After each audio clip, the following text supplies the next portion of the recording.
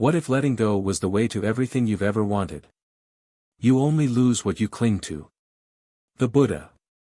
There's a moment, often quiet and unannounced, when a person pauses amid the blur of life and hears a soft inner voice ask, "Why does it still feel so heavy?"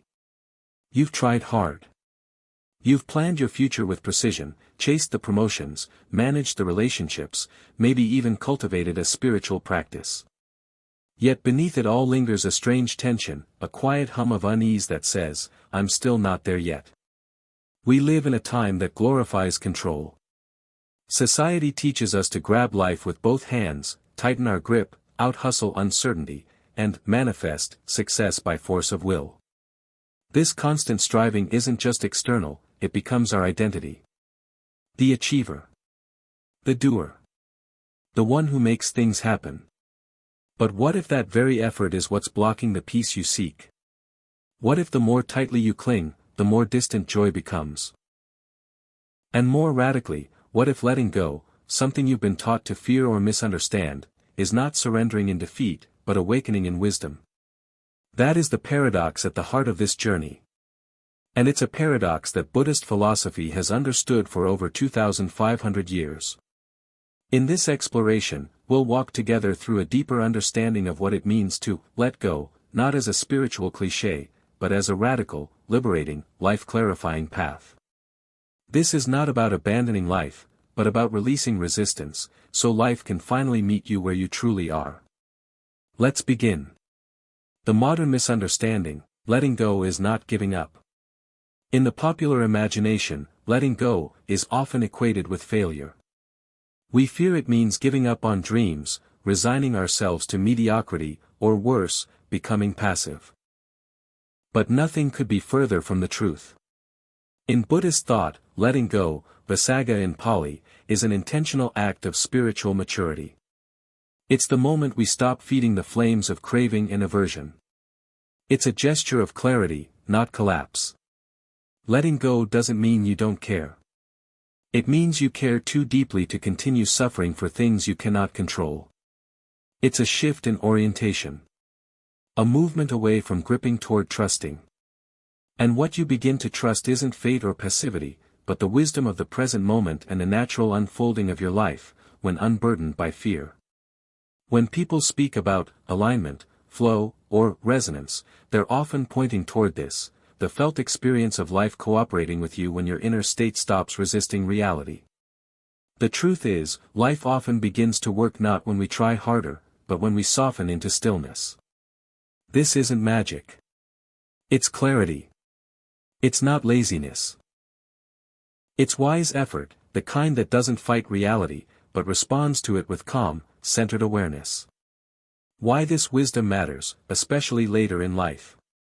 There comes a time in every person's life, often in their 50s, 60s, or beyond, when something begins to shift. The strategies that worked before stop delivering peace. Accomplishments lose their shine. That next thing doesn't feel as satisfying as it once did. And in that liminal space, between doing and being, a quiet question arises. Is there another way to live? In Buddhism, this stage is not viewed as a crisis, but as a spiritual invitation.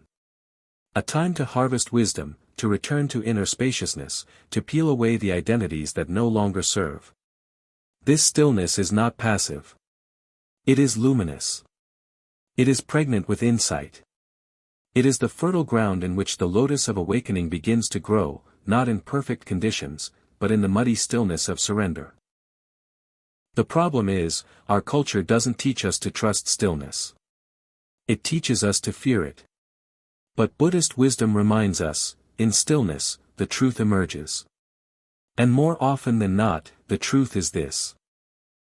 What you've been chasing, peace, clarity, love, even success, has been trying to find you all along. You were just too busy resisting to notice. What this journey will offer you. Over the coming chapters, we'll walk through a profound unfolding, one that will not only challenge your understanding of letting go but reshape how you engage with life itself. You'll learn why the impulse to control outcomes often stems from fear, not wisdom. How to observe your thoughts without being ruled by them. What vibrational alignment really means, and how your inner state shapes your external life. How surrender is a discipline of trust, not weakness. Why divine timing is not spiritual fluff, but a universal rhythm you can learn to trust. What it means to live as if you already believe you're supported. These insights won't be given to you as dogma, but as tools, grounded in Buddhist practice, modern psychology, and lived human experience. And throughout the journey, I will share stories, real and symbolic, to illustrate how these truths are not abstract ideas, but lived realities. Stories of those who let go, not because they had no other choice, but because they chose to trust something deeper than control. Stories of those who healed not by fixing everything, but by softening into what already was. And perhaps, in these stories, you will find reflections of your own. A breath before we begin. Before we enter the next phase, I invite you to pause. Wherever you are, close your eyes for a moment. Place a hand over your heart. And breathe, not to change anything, but simply to notice what's here. Ask yourself gently. What have I been gripping so tightly, and is it time to let it go? Let that question sit with you, not as a problem to be solved, but as a door to walk through. This journey isn't about learning new tricks to get what you want. It's about becoming who you already are, beneath the layers of striving, fear, and noise. Because when you return to that center, calm, steady, awake, life begins to meet you there. And perhaps for the first time, you'll discover that the universe was never withholding your blessings. It was simply waiting for you to make space. Let's begin. Why your grip is creating your pain. There is a peculiar kind of suffering that doesn't scream. It doesn't show up in physical illness, nor does it always announce itself with panic or breakdown. It wears a suit. It holds a planner. It knows your calendar better than your spouse does. It is the silent suffering of a mind addicted to control. We have been conditioned to believe that control is a virtue. That the more we manage, the more secure we become. That the right strategy, the right mindset, and the right amount of effort will eventually grant us peace. But what if this entire equation is flawed?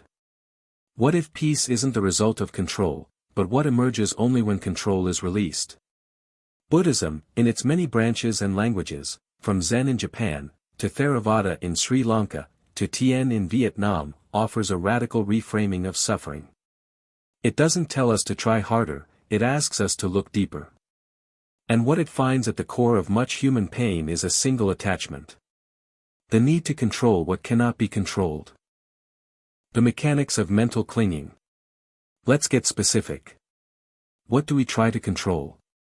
Our future, others' opinions of us, how people treat us, whether we succeed or fail, how fast our lives unfold, even how we feel from moment to moment. We write life as if it's a script, then suffer when reality doesn't follow our cues. But Buddhism, particularly through the teaching of the Four Noble Truths, makes a clear statement. Suffering arises from attachment. Attachment arises from craving and aversion. And craving and aversion are attempts to grasp or push away the flow of impermanence. The irony is painful. The tighter we grip, the more life slips through our fingers. We resist endings. We fear uncertainty. We chase permanence in a world built on constant change. And in doing so, we create friction, not because life is cruel, but because our expectations are out of sync with Dhamma, the natural law of reality. A story, the CEO who burned out in his prime. Let me introduce you to Andrew. Andrew was a highly accomplished CEO in his early 60s, known for building one of the most successful logistics firms in Southeast Asia. He was admired, respected, and feared in equal measure. He woke up at 5 a.m. every day, controlled every decision in the company, and believed in never letting go of the wheel. But he couldn't sleep. For years, he had chronic insomnia, digestive problems, and a creeping sense of meaninglessness. His body was alive, but his spirit was shrinking. He came to a Buddhist mindfulness retreat on the urging of his wife, skeptical but desperate. On the second day, a Vietnamese monk gave a teaching. If you chase the river, you will always be behind. But if you let the river carry you, you will arrive. It struck something deep in Andrew. He realized that his entire life had been structured around force. And now, despite all the success, he was exhausted, anxious, and disconnected. By the end of the retreat, he wasn't enlightened. But he had stopped running. For the first time, he sat under a tree and did nothing. He let go. A year later, he stepped down from day-to-day operations, began teaching young entrepreneurs, and found joy again, not in control, but in connection. Andrew didn't lose his drive. He lost his need to control. And in that space, life became lighter. Why control is so addictive? Why is control so seductive? Because it gives us the illusion of safety. It tells us, if I can just control the outcome, I won't get hurt. If I can plan well enough, I'll avoid failure. If I can be good enough, they'll never leave me. But the Dharma reminds us that safety isn't in control.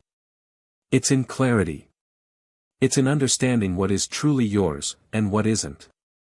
In Vietnamese Tien tradition, we say, Then nai la huynh hoa, kong ko tsai gi de ju. This body is illusion, there's nothing here to hold on to. And that truth applies not just to the body, but to every outcome, every emotion, every identity. They arise. They pass. They're not yours. The more you believe they are, the more you suffer. The Buddhist path to releasing control. So how do we let go, without collapsing into chaos? Buddhist psychology doesn't ask us to become passive. It asks us to become conscious. Here's how the process unfolds: recognize the object of your clinging. Are you attached to a role? A relationship? An identity? Acknowledge the suffering it causes. Not in theory, but in felt experience. What does your body say when you grip too tightly? Investigate the fear underneath. What are you afraid will happen if you stop controlling? Breathe. Soften. Open. Create inner space. This is where meditation becomes practical, it's the training ground for releasing. Trust the Dhamma. Trust that life is unfolding in ways that your limited mind cannot always comprehend, and that peace lies not in answers, but in presence. The river doesn't push, it flows. Consider the image of the river, a central metaphor in many Buddhist teachings. A river does not push its way forward. It doesn't grab the stones. It doesn't panic at a bend in the path. It simply flows, and yet it arrives. What if you trusted your life like that? What if your dreams weren't being denied, only delayed by your insistence that they arrive your way, your time? Sometimes, what feels like waiting is actually preparation. Sometimes, what feels like failure is actually redirection. But we can't hear these subtle truths when we're trapped in mental noise, the noise of control. Hands that release. Let's try something together. Sit comfortably. Close your eyes. Bring both hands into fists. Hold them tightly. Feel the tension. This is how you live when you're gripping everything. Now, slowly release your hands. Let the fingers fall open. Notice the difference. This is the difference between control and surrender. When you live with open hands, you still act. But you don't grasp. You still plan. But you don't panic. You still care. But you don't suffer unnecessarily. This is the path of inner freedom. Practical exercise, the let go inventory. Grab a journal and write these prompts. What am I currently trying to control that feels heavy? What do I fear would happen if I stopped controlling it? Where in my body do I feel that fear? What is one small action I can take this week to loosen my grip? Sometimes that action is a conversation. Sometimes it's rest. Sometimes it's saying no without guilt. Let each answer be a doorway to presence. Letting go is how you begin again. When people think about letting go, they imagine loss. But in the Dharma, letting go is not the end. It's the beginning. It's the beginning of peace. It's the beginning of clarity. It's the beginning of living not from fear, but from trust. The first noble truth is not, life is suffering. It's, life contains suffering when we cling. Letting go is not rejecting life. It's loving it enough to stop trying to control it. And from that love, your real power begins. The nature of thought, you are not your mind. You are not the clouds. You are the sky that watches. A Zen master to his student. There is a quiet revolution that occurs in the life of every serious seeker. It's not a dramatic awakening. It doesn't come with thunder or flashes of insight. It happens in stillness, the moment you finally realize. Your thoughts are not you. For most people, this sentence is deeply unsettling. We are raised to believe that the voice in our head is ours, that our opinions and judgments are an extension of our identity, that our inner commentary is both private and personal. But Buddhism teaches something far more liberating. The mind is not the master. It is a servant.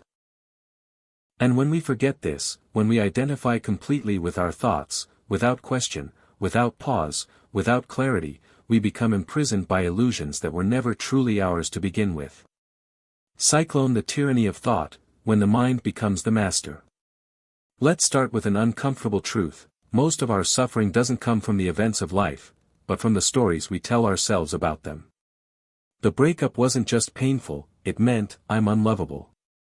The rejection didn't just sting, it meant, I'll never succeed.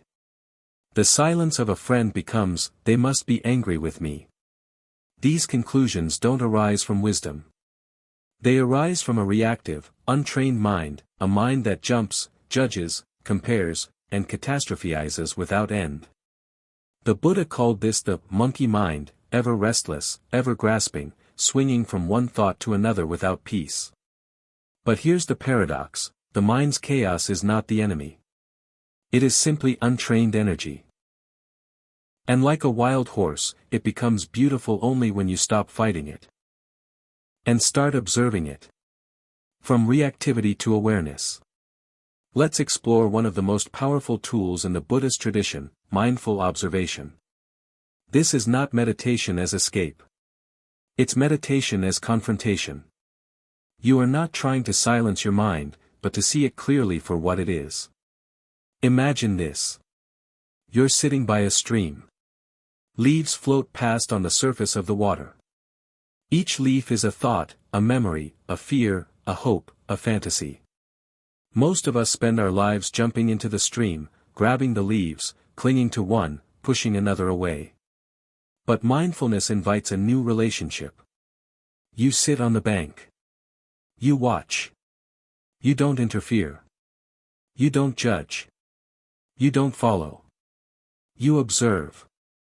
This shift, from identification to observation, is one of the most radical acts of inner freedom. Open book a story, the woman who couldn't stop thinking. Mai was a 55-year-old nurse from Da Nang who, after retiring, found herself overwhelmed by thoughts of regret. She replayed old decisions. The marriage that ended, the career move she didn't take, the daughter she felt she disappointed. Every day, she sat in her kitchen, trapped in memories that felt realer than the world outside. A friend invited her to a short mindfulness retreat at Tien Vien Truc Lam. On the first day, a teacher said, "When the past visits you, offer it tea. But do not let it move in." Something clicked. Mai began to see her thoughts not as truth, but as visitors. She started sitting quietly each morning, breathing gently, saying to herself, "This is a thought. Not a command. Not a prophecy.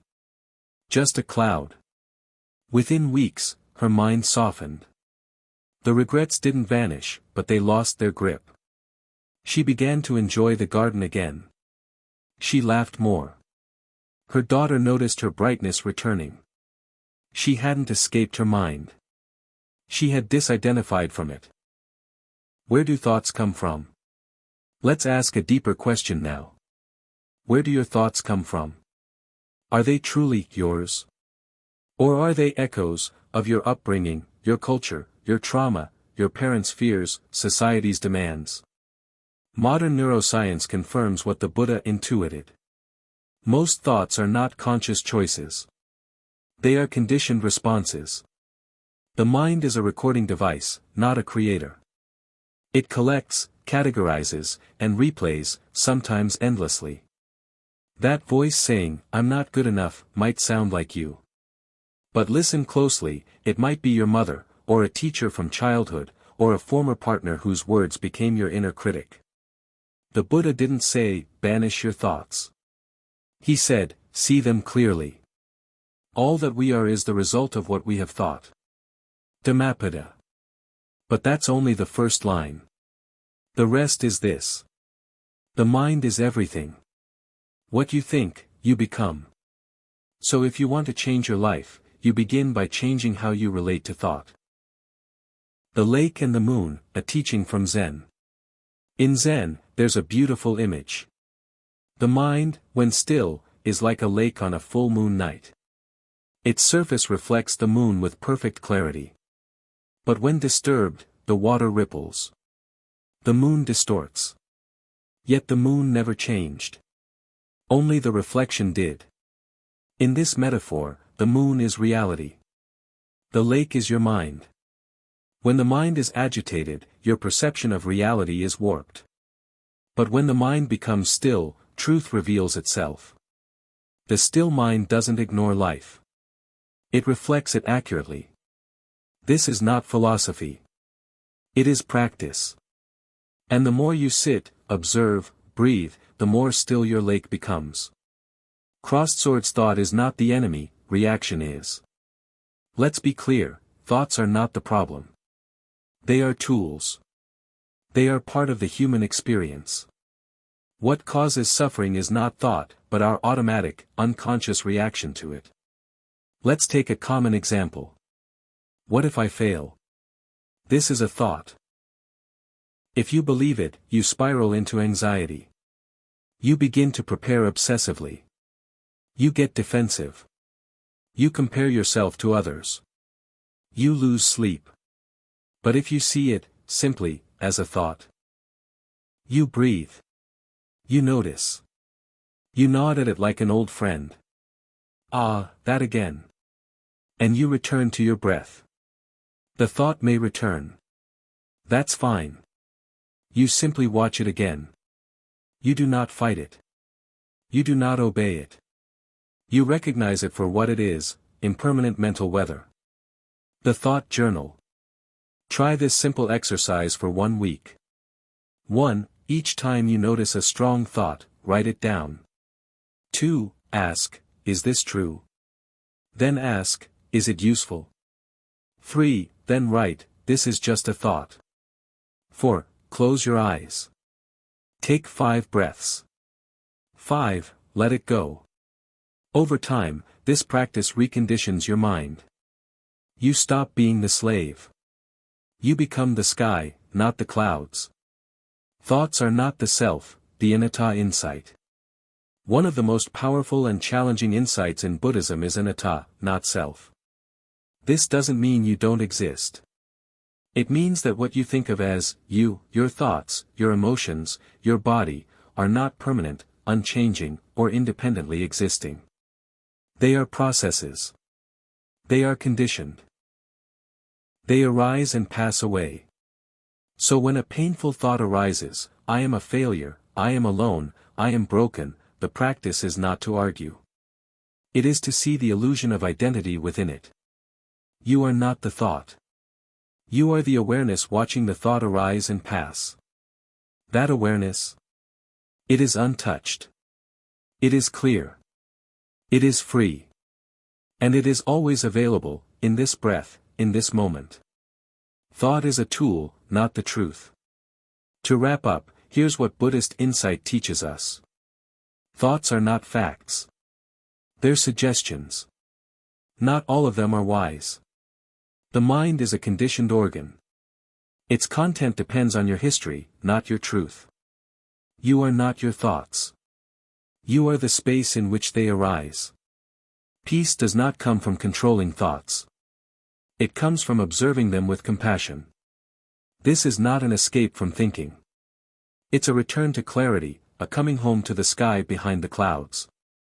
Energy and alignment, why the universe reflects who you are, not what you want.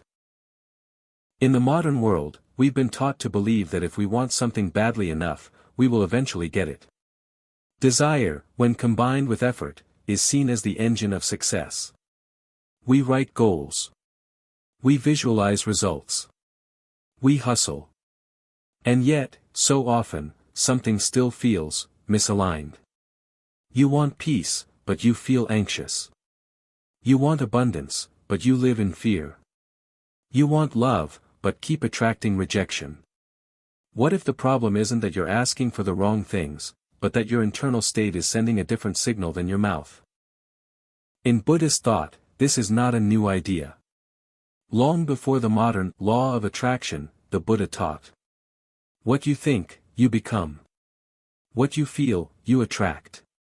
What you imagine, you create. Dhammapada. This is not just philosophy. It's energetic law. The universe doesn't give you what you say you want. It reflects what you are. Energy is like a compass, it always points home. Let's start with an analogy. Imagine you are a compass. Your needle always points north, but only if the compass is not disturbed. Shake it, expose it to magnets, bury it under noise, and the needle goes wild. Your inner world is like that needle. When your heart is calm, your energy aligns. When your mind is chaotic, your energy confuses. When your being is congruent, life flows toward you. The question isn't, what do I want? It's, what am I vibrating right now? And here's where most people get stuck. They try to manipulate outcomes while carrying the energy of fear, scarcity, and self-doubt. That doesn't work. Because just like a compass can't point north if it's broken, you can't attract peace if your internal needle is spinning with anxiety. The man who planted seeds. In a rural part of Vietnam, there was a farmer named Hung who worked tirelessly every year to grow mango trees on his land. He followed every technique. He read books. He asked experts. But still, the trees didn't bear fruit. Frustrated, he blamed the soil, the sun, even his ancestors. One day, an old monk passed by and saw his distress. He asked, "You've done much. But have you checked the ground of your mind?" The farmer was confused. The monk continued. "You plant seeds with your hands. But you water them with your being." What he meant was simple: Hung was growing from a place of fear, not faith. He was acting out of worry, not trust. His energy, not just his actions, was filled with resistance. Soon after, Hung began a new kind of practice. Sitting with gratitude before planting, releasing attachment to the result, returning each day with love instead of pressure. Years later, not only did his mango trees bear fruit, his life did too. He learned that alignment is the real fertilizer. The science of subtle vibration. While Buddhist tradition speaks of energy in subtle, intuitive ways, modern science is slowly catching up. Quantum physics now confirms that everything is energy. At the subatomic level, conscious observation can influence outcomes. Emotion and intention carry measurable electromagnetic frequencies.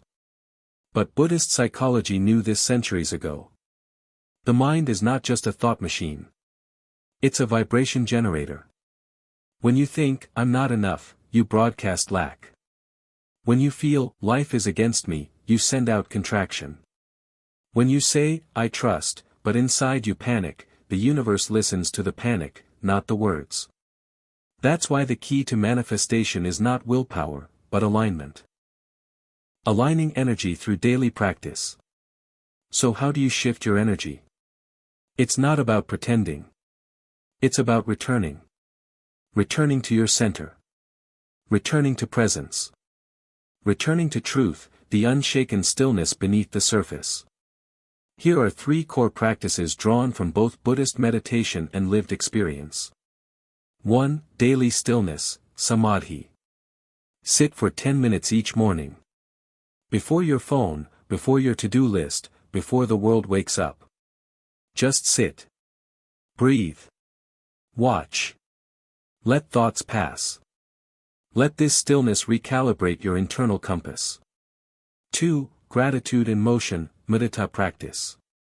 Gratitude is not a feeling. It's a vibration. Choose 3 small things each day and feel appreciation for them: the sound of the wind, the taste of tea, the breath in your lungs. This creates a field of expansion, which naturally attracts more goodness. 3. Faith over force, bhavana of trust. Instead of pushing toward your goal, ask yourself: am I moving with the river or against it? Let go of deadlines. Align with intention. Trust that life responds best when you're not frantic. Water wave resistance is energy in disguise. Let's get honest. There are moments when, no matter how much you meditate, your heart feels heavy. When clarity fades. When doubt creeps in. When you're tired of waiting. This is normal. But Buddhism doesn't ask you to suppress these feelings. It asks you to see them as energy. Every fear is a frequency. Every worry is a vibration. Every emotion is energy in motion. You don't fix resistance. You feel it, breathe with it, honor it, and then gently redirect it. This is not passive. It is the highest form of engagement. Because when you stop fighting the current, you begin flowing again. Sparkles becoming magnetic, not because you force, but because you are. At the heart of this teaching is one quiet revolution. You don't attract what you want. You attract what you are. So if you want peace, become peace. If you want abundance, become gratitude. If you want love, become presence. This is not a game of tricking the universe. It's a path of inner congruence. It's not about thinking positive thoughts all day. It's about becoming aligned, from the inside out. Your being becomes your prayer. Your presence becomes your magnet. And when that happens, you no longer chase. You simply receive. Ask yourself today. Take a quiet moment now and ask: what am I broadcasting to the world? Is my energy aligned with what I wish to receive? Am I living from faith or from force? You don't need to be perfect. You don't need to be fully healed. You just need to begin, here, now, by tuning the station of your inner world to a new frequency. And trust that the universe, like a great mirror, will reflect it back in time. The universe responds to who you're becoming. In Vietnamese Tien poetry, there is a saying: Hue Tom Sin Can. Hue Can Sin Tin. From mind, the world is born. From the world, emotions arise. This is not just romantic verse. It's metaphysics. Your mind shapes your world. Your energy colors the canvas of your days. So become the artist, not through effort, but through presence. Become still. Realign. Trust. Flow. And when you do, you'll no longer wonder when the universe will deliver. You'll realize it's always delivering, not to your wants, but to your vibration. And that, dear reader, is the secret that Buddhist wisdom whispers through every moment of silence. The power of surrender, letting go as a path to strength. You only lose what you cling to. The Buddha. There is a quiet revolution in the way we relate to life, a truth so counterintuitive that most people resist it their entire lives. Letting go is not defeat. It is freedom. In a world that glorifies control, hustle, and the illusion of certainty, the idea of surrender feels like weakness. We are taught to grip harder, to plan every detail, to push until we break through. And yet, we often find ourselves not breaking through but breaking down. The Buddhist path points to another way. Strength is not found in how tightly we hold on, but in how courageously we release. This is not about passivity. It is about participating in life without resisting its nature. Let's dive into the power of surrender, not as a soft ideal, but as a transformational force. What we cling to, clings back. Let's start with a question. What are you clinging to right now? Is it a relationship that's no longer aligned? A version of yourself that you've outgrown? A definition of success that no longer brings joy? A belief that the future must unfold a certain way? The Buddha identified attachment, upadana, as one of the central causes of suffering. When we cling, we trap ourselves in cycles of fear, craving, and resistance. And ironically, the tighter we hold on, the more we feel like life is slipping through our fingers. In one of his teachings, the Buddha compares clinging to grabbing a burning coal with bare hands, thinking it will give us warmth, but only bringing pain. What if the very thing you're clinging to, is the thing that's keeping you stuck? A story, The Monk and the Glass. Ajahn Chah, a renowned Thai forest monk, once lifted a simple glass during a Dhamma talk and said to his students, "I consider this glass already broken. I enjoy it. I drink from it. But when it slips and falls, I say, of course." He wasn't being pessimistic. He was teaching impermanence. When we relate to life with openness, understanding that everything arises and passes, we are no longer shocked by change. We are no longer betrayed by impermanence. This mindset is surrender in action. Not apathy, but wisdom. The river that flows, the rock that drowns. There is a Zen parable about a man who falls into a fast-moving river.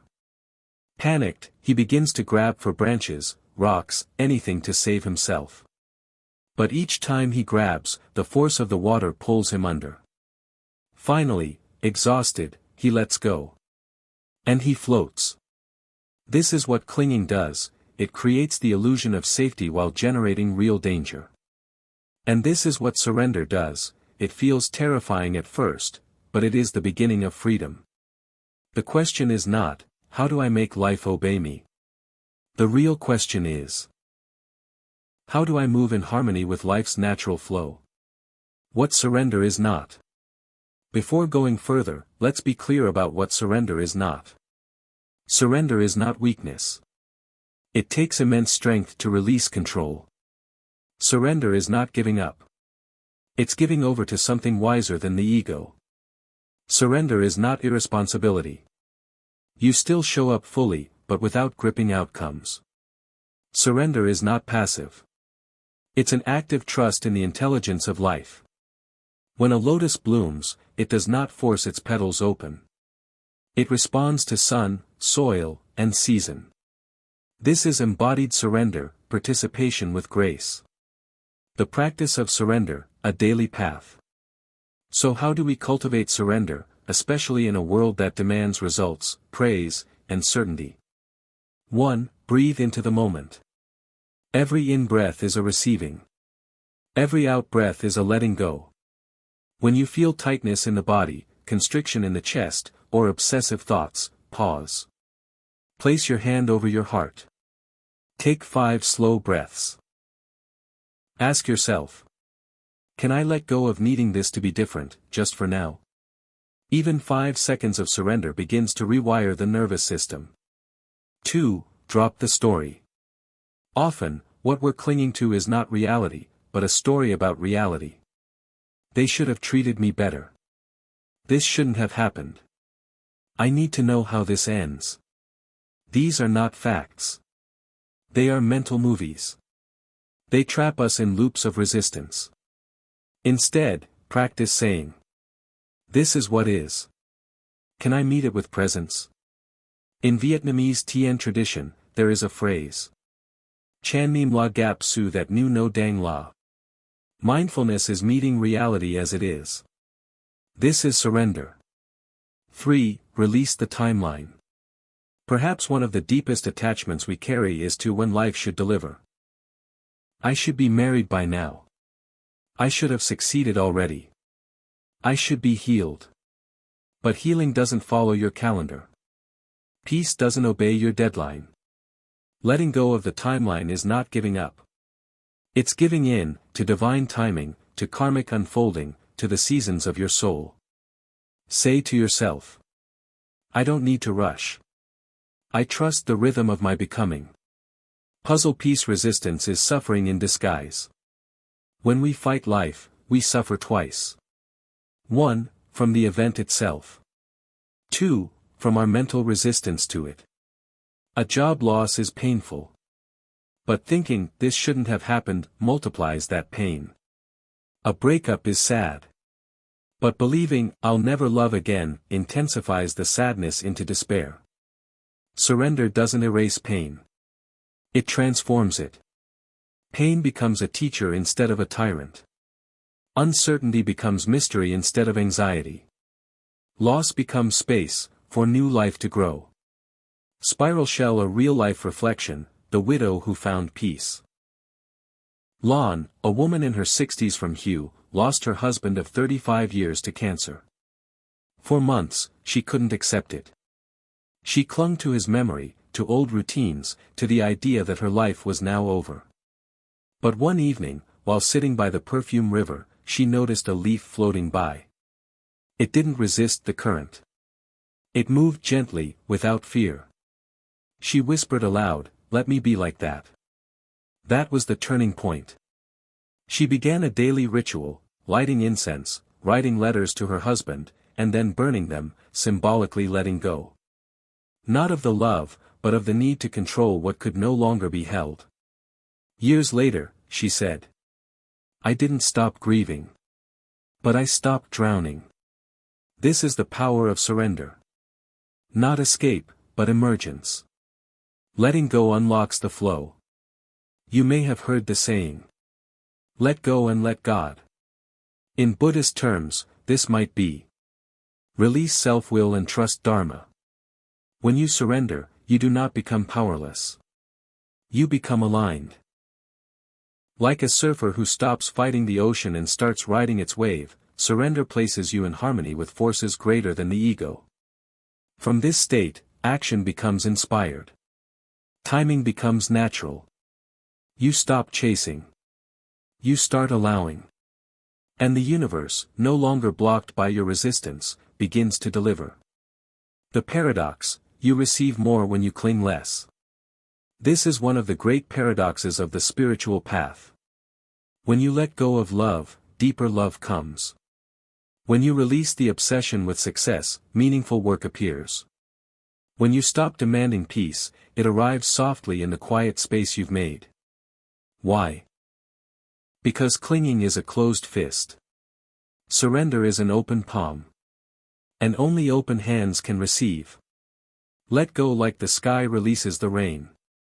Let's return to the image shared in the original video. The sky doesn't hold the storm. It lets the rain fall. The thunder roll. Then it returns to stillness. Can you be like the sky?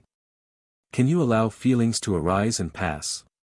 Can you stop clinging to every moment, every thought, every outcome? When you do, you discover that surrender is not the end of control.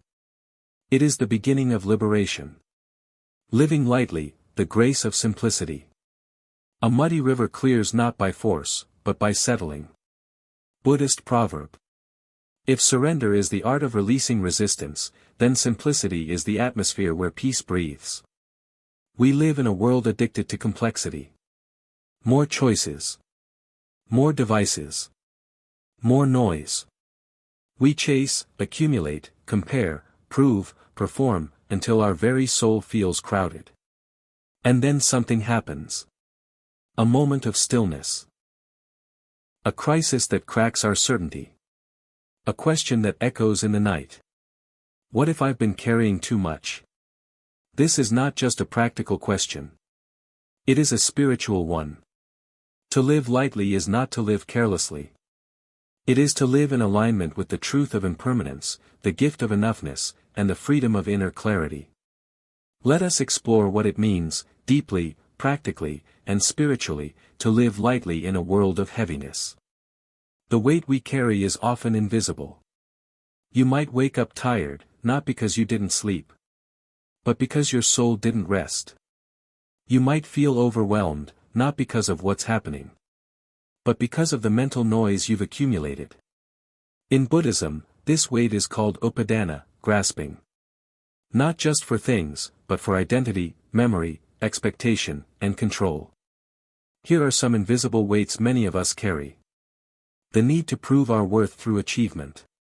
The fear of disappointing others. The unresolved past playing like background music. The anxiety of trying to predict a future we cannot see. The mental clutter of constant comparison. These things are not tangible. But they are heavy. And we often mistake carrying them as strength. In reality, it is what prevents us from walking freely. Open book a story, The Two Monks and the Woman. One of the classic Zen stories illustrates this perfectly. Two monks were traveling together when they came across a woman unable to cross a muddy road. The older monk carried her across. Hours later, the younger monk, visibly agitated, finally said, "Brother, we monks don't touch women. Why did you carry her?" The older monk smiled and replied, "I set her down hours ago. Why are you still carrying her?" This is the essence of living lightly. It's not about what happens. It's about what we hold on to long after the moment has passed. You may not be carrying people physically, but are you carrying conversations you replay in your head? Past mistakes like boulders in your heart? Future fears like sandbags on your chest? Let them down. The path ahead is lighter without them. Dove simplicity is not deprivation, it's clarity. In the West, simplicity is often misunderstood as minimalism, a style of furniture, or a lifestyle trend. But in Buddhist wisdom, simplicity is a form of inner wealth. The Buddha himself renounced a palace not to punish himself, but to find truth uncluttered by distraction. He wasn't against beauty or joy, he was against attachment. To live simply doesn't mean rejecting the world. It means no longer being enslaved by it. In Vietnamese, we say, John de la Su sang trong qua tom han. Simplicity is the elegance of the soul. Man in lotus position practices for living lightly, sadhana of simplicity. Here are some intentional ways to embody the grace of lightness in everyday life. 1. One thing at a time. In Zen, there's a teaching. When walking, just walk. When eating, just eat. Multitasking splits the mind and stresses the heart. If you're drinking tea, really drink tea. If you're listening to someone, fully listen. If you're walking, feel each step. This is not time management. It is presence management. 2. Let go of one thing each day.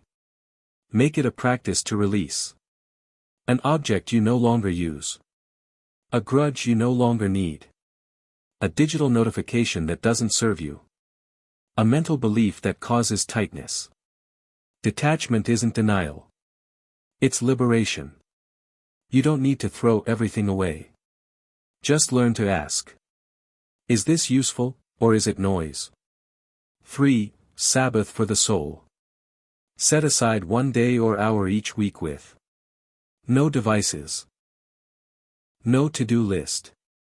No social media. Not to be productive. But to be. Walk. Breathe. Reflect. Let the soul exhale. Complexity often hides fear. The truth is, we complicate life because we're scared. We think, if I slow down, I'll fall behind. If I don't overthink, I'll make the wrong choice. If I don't prove myself, I won't be enough.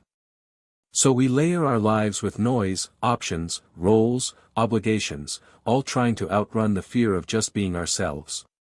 But the heart doesn't want more. It wants space. The soul doesn't need stimulation. It needs stillness. Real-life reflection, a corporate executive who found lightness.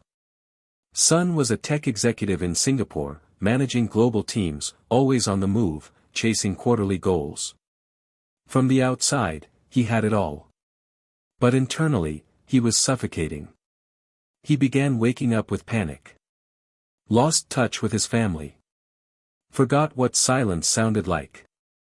One day, his daughter handed him a drawing titled Ba Kwa Kan La Nuoi Ban Ron Not the Gioi.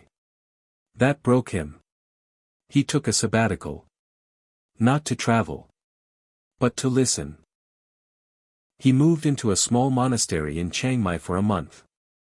There, he swept leaves, meditated, learned silence. He returned not with more answers, but with less weight. Now, he keeps a post-it on his desk. Live like the monk in the suit. What you lose in simplicity, you gain in peace. Here's what you lose when you live simply. Status anxiety. Decision fatigue. Emotional clutter. Social comparison.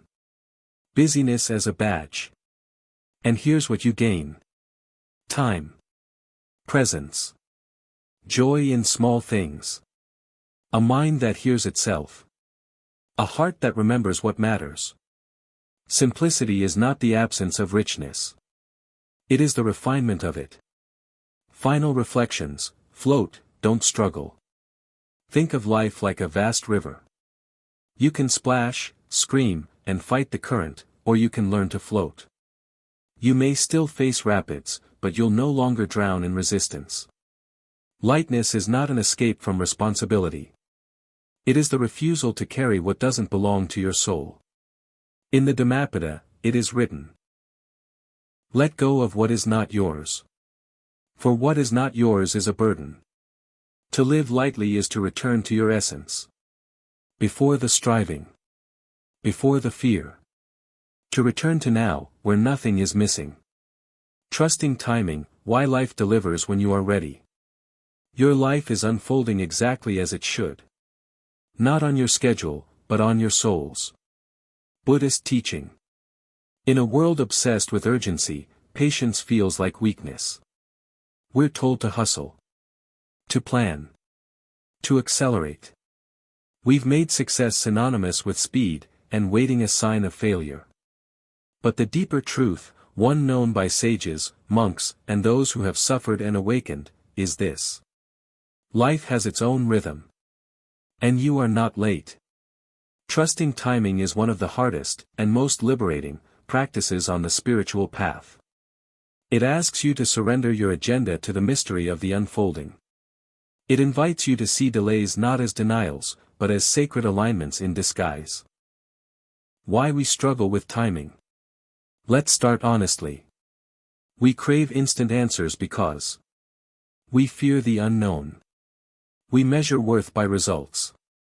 We've been trained that delay equals failure. This anxiety around time is rooted in ego identity, the belief that we must control life in order to be safe or worthy. But the Dhamma teaches the opposite. Be patient.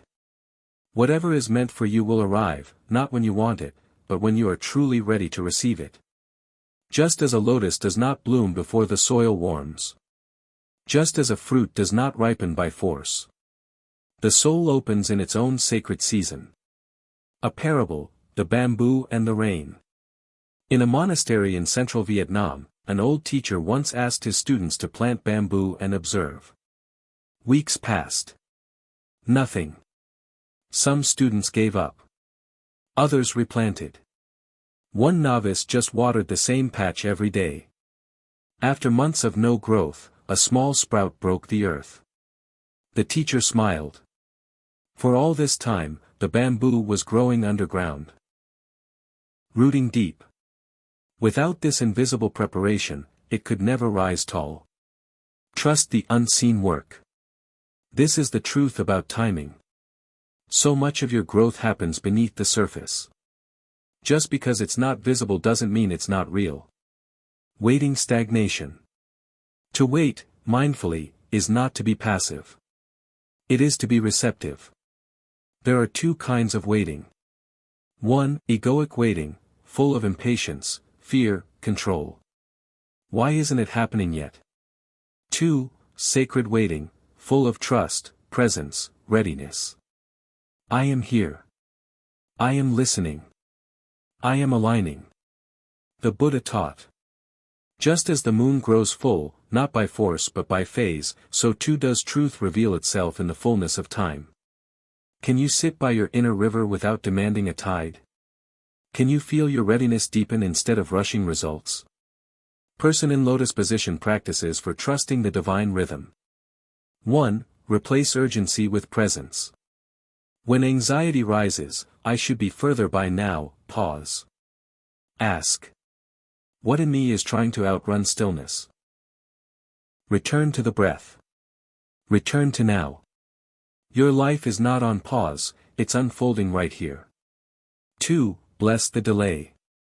Instead of resenting delays, bless them. Say, this too is part of my becoming. The delay might be making you stronger, deepening your character, aligning people and places for your next step. Often, life is saying, not now, because I'm preparing more than you can imagine. 3. Stay rooted, not rigid. Be rooted in vision, but not rigid in timing. Let go of. It must happen by age 30. I need clarity this week. If this job doesn't happen, I've failed.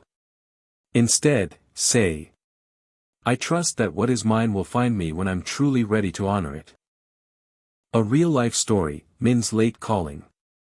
Min was a Vietnamese American who spent 20 years in corporate finance. Smart. Logical. Disciplined. But deeply unfulfilled. At 45, after a meditation retreat, she felt a whisper. You were meant to heal, not calculate. She thought, is it too late? I can't start over. But that voice didn't go away. So she listened. She enrolled in a holistic healing program. 2 years later, she opened a small center for Vietnamese immigrants suffering from anxiety and grief. Min now says, all those years I thought I was stuck. I was actually being seasoned. Every skill, every pain, was preparation. What looked like delay, was design. Cyclone timing and karma. In Buddhism, timing is not random. It is karmic. Life delivers not when the ego demands, but when the conditions are ripe. Like a fire that needs wood, air, and spark. Your dreams need readiness of mind, clarity. Heart, compassion. Energy, presence. If even one element is missing, the moment won't ignite. And that's okay. Because karma is patient. It doesn't rush. It waits for integrity. Sparkles what you can control versus what you can't. You can control your effort. Your energy. Your alignment. You can't control other people's timing. External events. The unfolding of destiny. Peace comes when you stop confusing these. You're not failing when something hasn't happened. You're training. And sometimes, the universe holds back what you want to give you time to become who can hold it with grace. The power of sacred delays. Think of a time when something didn't work out, a job, a relationship, a plan. And later, you were grateful. Why? Because something better came. Or you became better. This is the gift of delay, it reveals hidden wisdom. Sometimes. The door is closed to protect you. The silence is there to deepen you. The waiting is meant to align you with your true path, not your impulsive plan. The ocean doesn't rush, but it always reaches shore. Let nature teach you. The moon doesn't panic. The tree doesn't shout. The seed doesn't scream. And yet, everything arrives in its time. Trust that you are part of that same intelligence. You are not late. You are not broken. You are in rhythm, if you listen. As the Zen saying goes, you cannot push the river. You can only flow with it. Candle final reflections, you don't need to know, you need to trust. One of the most liberating realizations on the path is this. I don't need to know how it will work out. I just need to become who I need to be, and it will. Faith is not naive optimism. It is quiet wisdom. It says, I may not understand, but I'm still choosing peace. I may not see the full map, but I trust the next step. I may be in the dark, but I know the dawn is coming. Let yourself be guided not by the clock, but by the compass of your soul. You already deserve it, self-worth beyond achievement. Nothing to prove, nothing to protect, nothing to fear, this is the face of freedom. Zen saying. There is a wound so quiet, so invisible, that many carry it without ever naming it. It is not physical pain. Not even emotional heartbreak. It is the slow erosion of our innate sense of worth. From a very young age, we are taught. Be good, and you'll be loved. Achieve more, and you'll matter. Improve yourself, and you'll finally be enough. So we become busy. We become perfectionists. We become tired, endlessly trying to earn what should never have required effort in the first place. Our right to exist with dignity. This is why the Dharma is so revolutionary. Because the Buddha does not tell us to become someone. He teaches us to remember who we already are. Unborn. Unstained. Already whole. Let's take a deep breath. Let's come home to this truth. Balance scale the burden of conditional worth. In modern society, we're measured constantly. Degrees. Salaries. Social media validation. Status symbols. Even our healing is expected to be productive. We are surrounded by metrics that whisper. You are only valuable if you look a certain way. If you produce enough. If you're busy enough. If you're emotionally high vibe. The result? Even rest feels guilty. Even joy feels unjustified. Even peace feels earned. This is a spiritual sickness. Because true self-worth has no conditions.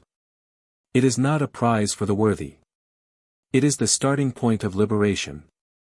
Buddhist insight, you already have Buddha nature. In Mahayana Buddhism, there is a core truth. All sentient beings possess Buddha nature. Not just monks. Not just the enlightened. All beings, even those still in confusion and pain, have the seed of full awakening. This means you are not broken. You do not need to be fixed. Your worth is not waiting at the finish line, it is inside you now. It simply needs to be uncovered, like a jewel buried under years of conditioning. This is the promise of the Dharma. Not that you will become enough, but that you already are. The inner mirror, why you cannot receive what you don't believe you deserve. Imagine standing in front of a mirror. But instead of reflecting your beauty, it only shows you old stories. I'm not smart enough. I'm too old to start over. I failed too much to be loved. This is what many of us do every day. We look at life through a cracked mirror, distorted by past wounds and inherited beliefs. And because of that distortion, we block what is trying to come to us. Even love. Even grace. Even abundance. It's not that the universe is withholding.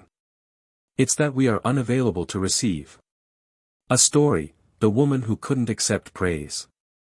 Lynn was a schoolteacher in Dalat, gentle. Giving. Respected. One day, after a public award for her years of service, she returned home, and wept. Not from joy. From discomfort. I'm not that good, she whispered. They don't know the real me.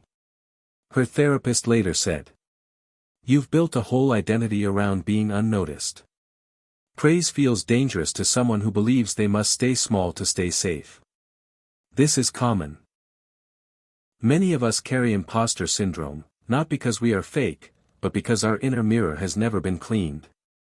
Buddhism does not tell us to become proud. It tells us to remove the dirt, so that our true reflection can shine without distortion. Practices for reclaiming innate worth. 1. Affirmation, not as flattery, but as truth. Say to yourself daily, I am already enough, not because of what I do, but because I exist. My value is not earned. It is remembered.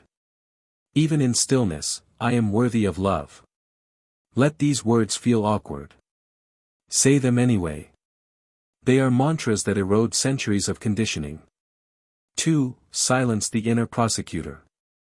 That voice that says, you're lazy. You didn't meditate enough. You're behind. Gently respond with the Dharma. Even the Buddha had days of rest. Even clouds drift. Even trees take seasons to bloom. Your spiritual practice should free you, not punish you. 3. Practice joy without guilt. Try this for 1 hour. Do something that brings joy, and don't explain it. Dance. Sleep. Make art. Call a friend. Sit and sip tea in the sun. You don't need a reason to enjoy being alive. That is your birthright. Healing doesn't begin when you're fixed, it begins when you're loved. Many people believe they must heal before they deserve peace. But true healing begins when you feel safe, and safety begins with acceptance, not judgment. Think of a child who is crying. You don't say, stop crying, and then I'll comfort you. You hold them. You love them. And then they calm down. Your inner wounds are no different. Self-worth is not the result of perfection. It is the ground that makes healing possible. Why we repeat patterns? Until we feel inherently worthy. We will sabotage love. We will overwork ourselves to death. We will say yes when we mean no. We will chase validation in places that only drain us. But once self-worth is anchored, we attract relationships that respect us. We rest without guilt. We trust ourselves deeply. This is not magical thinking. This is energetic alignment. As Buddhism reminds us, you become what you believe. What you believe, you attract. Real-life reflection, the man who burned out. Antoine was a senior architect in Saigon. Everyone admired him. Projects. Prestige. Power. But one day, his body collapsed. Panic attacks. Insomnia. Numbness. In therapy, it was discovered. His father only praised him for achievement. Tuan's inner belief was, if I stop performing, I'll be abandoned. So he kept performing. Until his body said, enough. He now volunteers part-time. Tends bonsai. He tells young architects, what you build outside means nothing if your inner temple is crumbling. His worth didn't grow, it was uncovered. You don't need to be enlightened to be worthy. You are allowed to be confused and still be deserving. Be healing and still be whole. Be growing slowly and still be precious. There is no spiritual report card. There is no guru in the sky keeping score. You're not here to impress the universe. You're here to embody your truth, which was never conditional to begin with. The lotus never asks permission to bloom. No flower waits until it's worthy to open. No river waits for approval to flow. So why do we? Because we forgot. Because society taught us otherwise. Because pain built walls. But your soul knows. It remembers. Buddhism calls this Tathagatagarbha, the inherent capacity for awakening that cannot be removed, no matter how lost you feel. Final reflection, you deserve peace now. Let this truth sink in. You already deserve rest. You already deserve love. You already deserve a gentle life, not later, but now. You may still grow. You may still learn. But none of it is required for your basic dignity. As Thich Nhat Hanh once said, you are enough. You are beautiful as you are. You don't need to become someone else to be loved. Let this be your practice. Release the burden of proving. Release the fantasy of perfection. Come home to yourself. You don't need to do more. You only need to remember who you are. And in that remembering, the universe responds, not because you chased it, but because you finally made room for it. The wisdom of emptiness, why nothingness sets you free. Form is emptiness.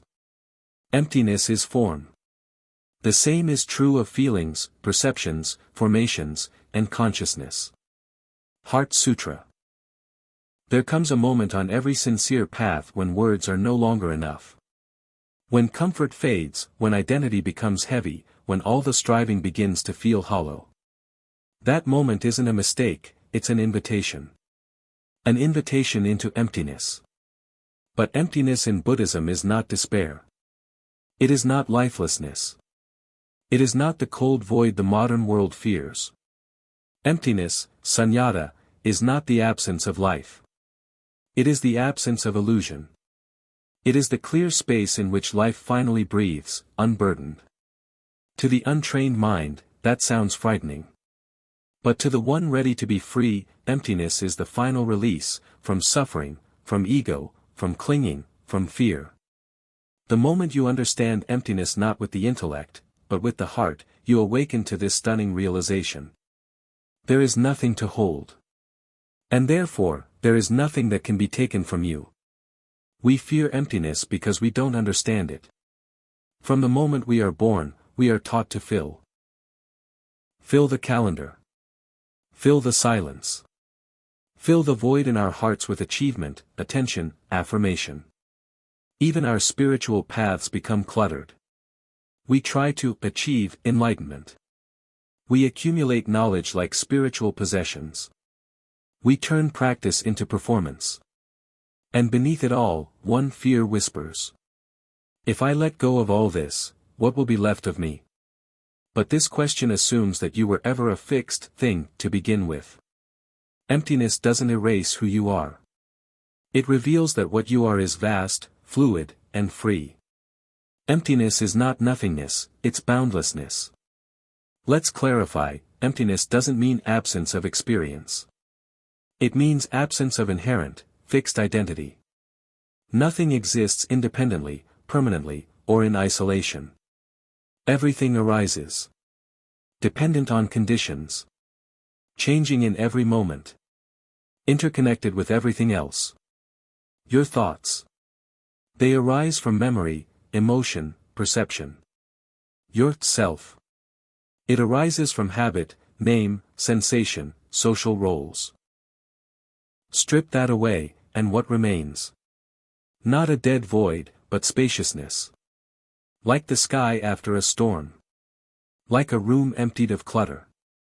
Like silence that allows the music of life to be heard clearly. Story, The Monk and the Cup of Tea. A student once came to a Zen master, overflowing with opinions, spiritual ideas, and knowledge. The master began pouring him tea, but didn't stop when the cup was full. Tea spilled everywhere. "Stop," said the student. "It's already full." The master replied. "Exactly. How can I show you anything new if your cup is already full?" Emptiness begins when the cup is emptied, not just of thoughts, but of the need to be right, to be important, to be someone. Emptiness frees you from identity. Most suffering comes from holding too tightly to the story of me. I am this age. I am this gender. I am successful or I am a failure. I am a mother, a husband, a monk, a teacher. These identities are not wrong, but they are temporary garments. Buddhism invites you to wear them lightly. Not discard them, but see through them. Like clouds drifting across the sky, they arise, shift, and pass away.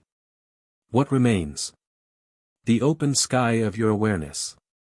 This is why the Heart Sutra proclaims: no eyes, no ears, no nose, no tongue, no mind, no attainment, and no non-attainment. Because in emptiness, you are not bound by form or name. You are free, and always were. What happens when you stop clinging? You don't disappear. You expand. You stop gripping the river and let it carry you. You no longer chase happiness, it arises naturally, unforced.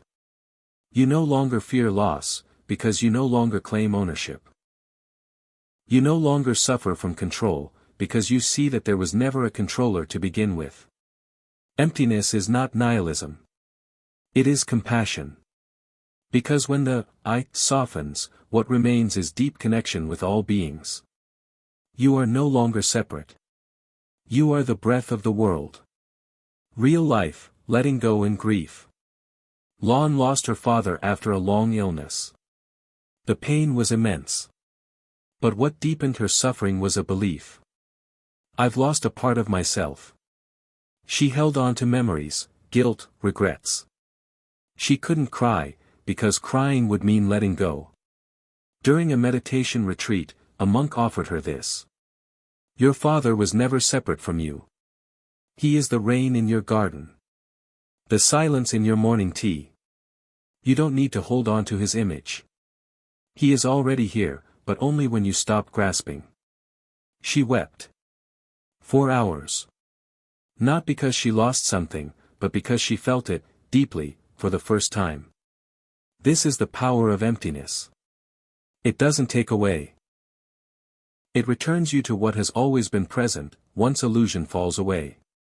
Why emptiness heals anxiety. Anxiety is born from the mind trying to hold on to what is changing, and predict what is unknowable. It says, I must know. I must prepare. I must control. But emptiness whispers. There is nothing to hold. Let go. You are not your fear. You are the spacious awareness within which fear arises and passes. Breathe. Watch. Don't resist. Let the emotion arise. Let it pass like wind through bamboo. You don't have to fix it. You just have to stop building a self around it. Practice, sit with no one to be. Try this. Sit in silence. No goal. No mantra. No intention to improve. Just sit. And say softly. Right now, I am nobody. Watch what arises, maybe fear, maybe laughter. And then see what remains when all names, roles, and ambitions dissolve into stillness. There, you meet your true self. The one with no form, and infinite forms. When you realize you are not your thoughts. Imagine a cloudy sky. The clouds move, some dark, some light. But behind them, the sky is untouched. Your mind is the sky. Your thoughts are just weather. You don't need to suppress them. You just need to remember, you are not them. This realization alone, when deeply embodied, ends so much suffering. You don't fix your thoughts. You simply stop clinging to them as mine. This is the wisdom of emptiness. Final reflection, emptiness is the ground of all possibility. When the mind is full, there is no space for truth. But when the mind is empty, of judgment, of self-image, of craving, something beautiful happens. The present moment becomes enough. The breath becomes sacred. The ordinary becomes miraculous. You return to life not as a performer, but as a participant. Not as a thinker, but as an experiencer. Not as a separate self, but as life itself, unfolding. Emptiness doesn't take from you. It gives you back to yourself. And in that vast quiet, you discover the deepest truth. There was never anything missing. Closing words. Let this be your gentle reminder. You do not need to carry so much. You do not need to know so much. You do not need to become someone else. You only need to sit, breathe, and remember. Form is emptiness. Emptiness is form. And in this spacious, sacred emptiness, you are free. The art of allowing, let life flow without forcing. When I let go of what I am, I become what I might be. Lao Tzu. There is a moment in every spiritual path when effort begins to feel like resistance. We meditate longer. We try harder to let go. We read more, chant more, control more, until even peace becomes another goal we chase. But peace is not something you catch. It is something that arrives when you stop chasing. There is a gentler way. Not passive. Not lazy. But deeply wise. It's called allowing. Allowing life to unfold. Allowing yourself to be imperfect. Allowing others to be themselves. Allowing the moment to be just as it is, not as you wish it to be. This is not giving up. This is giving in, to the rhythm of life that is already carrying you. Water wave why forcing always backfires. From a young age, we are taught that power means control. So we force things. We force people to love us. We force success before it's ripe. We force our bodies, our minds, even our spirituality to perform. And when things don't go our way, we call it failure. But forcing is rooted in fear. Fear that life won't deliver unless we push it. Fear that we are not enough unless we prove it. But what if life wasn't meant to be controlled? What if it was meant to be collaborated with? Fallen leaf nature doesn't force, it allows. The river doesn't push its way to the ocean. It flows. The moon doesn't rush to become full. It waxes and wanes in perfect time. The lotus doesn't bloom because it's told to, it blooms when the water is warm and the sun returns. And you? You, too, are nature. Not separate. Not above. Not meant to outsmart life, but to flow with it. Every time you force the moment to be something else, you suffer. But every time you allow, you return to peace. Person in lotus position allowing is not inaction, it is inner alignment. To allow doesn't mean to sit idle while life crumbles. It means to act from clarity, not compulsion. To respond, not react. To do what is needed, then trust the outcome. This is the secret. Allowing doesn't mean you do nothing, it means you do only what is true, and release the rest. Like a farmer who plants the seed, waters the soil, and then, waits. She doesn't scream at the earth. She doesn't pull the sprout to grow faster. She allows. And in allowing, life fulfills itself. Story, the sculptor and the stone. A sculptor was asked how he created such graceful statues. He replied, I simply remove what is not the statue. The form was always there. Allowing is like this. You don't build peace. You remove the noise that blocks it. You don't create your path. You uncover it, by allowing what already wants to emerge. Forcing cuts against the grain of reality. Allowing flows with it. And in that flow, grace is born. A common question, but if I stop pushing, won't I fall behind? No. Because there is no one ahead of you. There is only your path. Your rhythm. Your timing.